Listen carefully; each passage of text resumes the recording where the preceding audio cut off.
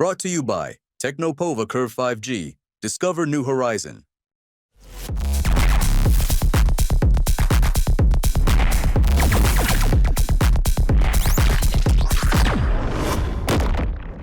दरअसल बात हनुमान बेनीवाल की, जो थोड़े से अब फंसते नजर आ रहे हैं और फंसने की वजह है उनका वो विवादास्पद बयान।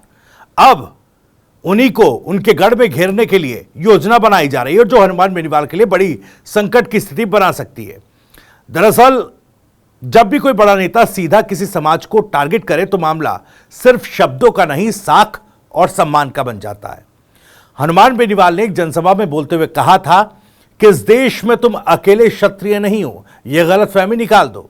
इस देश का सबसे बड़ा क्षत्रिय जाट है, फिर यादव है, फिर गुज्जर है, पटेल, पाटिल, मराठा, ये सब भी क्षत्रिय हैं, अंत में तुम आते हो।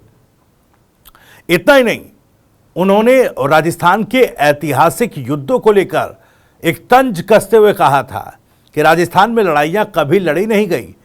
जब मुगल की सेना आती थी तो लोग 70 किलोमीटर पहले ही बेटी को लेकर उनके पास पहुंच जाते थे। यहां हमेशा सेटलमेंट हुआ, लड़ाई नहीं।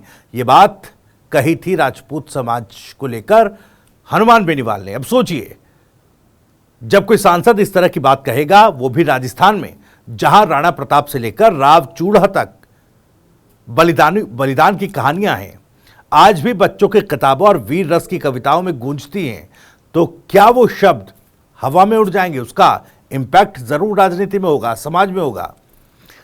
और इसीलिए इस बयान के बाद पूरे राजस्थान में खासकर राजपूत समाज के अंदर भारी नाराजगी है। क्षत्रिय करणी सेना के राष्ट्रीय अध्यक्ष राज शेखावत ने तो सीधा ऐलान कर दिया है। उन्होंने ऐलान किया कि अब बहुत हो चुका, अब अपमान न सहेंगे न चुप रहेंगे, आर पार की लड़ाई लड़ेंगे। यह सिर्फ सम्मेलन नहीं, हमारे स्वाभिमान की हुकार है। दरअसल एक सम्मेलन का आयोजन अब किया जा रहा है और यह सम्मेलन कहाँ होगा ये आपको बता दें। दरअसल उन्होंने 8 जून को नागौर में दोपहर 2 बजे क्षत्रिय स्वाभिमान अस्मिता महासम्मेलन बुलाने का ऐलान किया।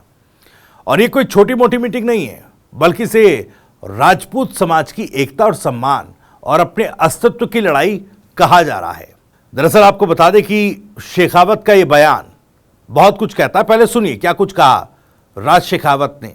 जय छात्र धर्म, जय मां करणी, जय मां भवानी। राष्ट्रीय लोकतांत्रिक पार्टी का संस्थापक और नागौर लोकसभा का सांसद हनुमान बेनीवाल हमारे पूर्वजों और छत्राणियों पर अभद्र टिप्पणी करता है। भूतकाल में भी यह व्यक्ति कई बार हमारे देवी देवताओं एवं महापुरुषों पर अभद्र टिप्पणी कर चुका है।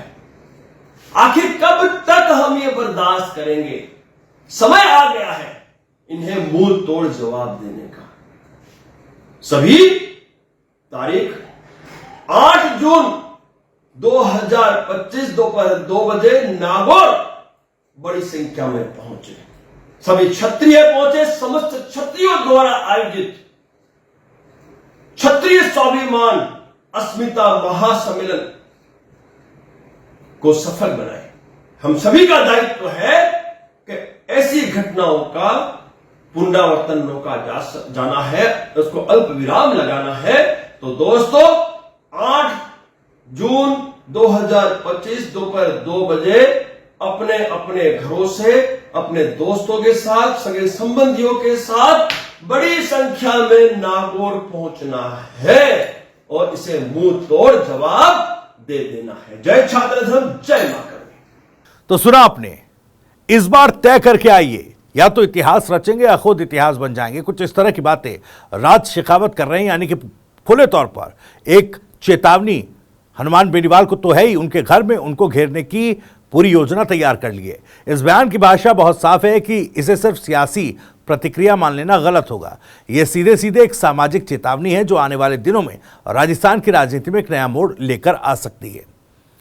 अब सवाल यह है कि बेनीवाल ने यह सब कुछ क्यों कहा?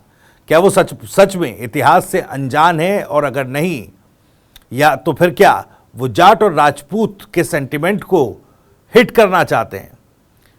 बल्कि राजनीति में जब कोई नेता कॉन्शियस प्रोवोकेशन यानी जानबूझकर भड़काऊ बयान देता है तो उसका मकसद अपने वोट बैंक को सॉलिडिफाई करना होता है। और क्या यही वजह है कि वो जाट बनाम राजपूत की जंग छिड़कर अपनी खोई जमीन और जाट वर्ग को लामबंद करके मजबूत एक बार फिर बनना चाह रहे हैं?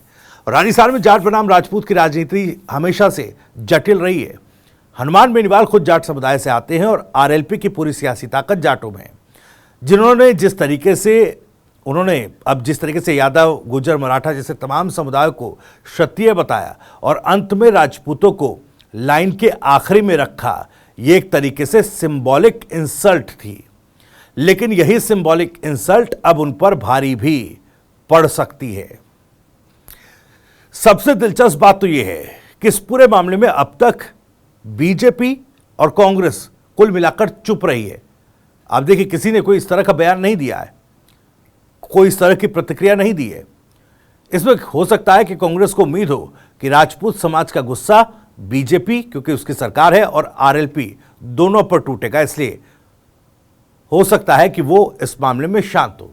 जबकि बीजेपी हो सकता है चाहती हो कि आरक्षण और जातीय टकराव के मुद्दे पर कुछ दिन चर्चा होती रहे ताकि बाकी मुद्दे गौण हो जाए। लेकिन इस बार मुद्दा सिर्फ सियासत का नहीं है, समाज की अस्मिता का है। राजपूत समाज की अस्मिता का ये मुद्दा यहां पर बन रहा है।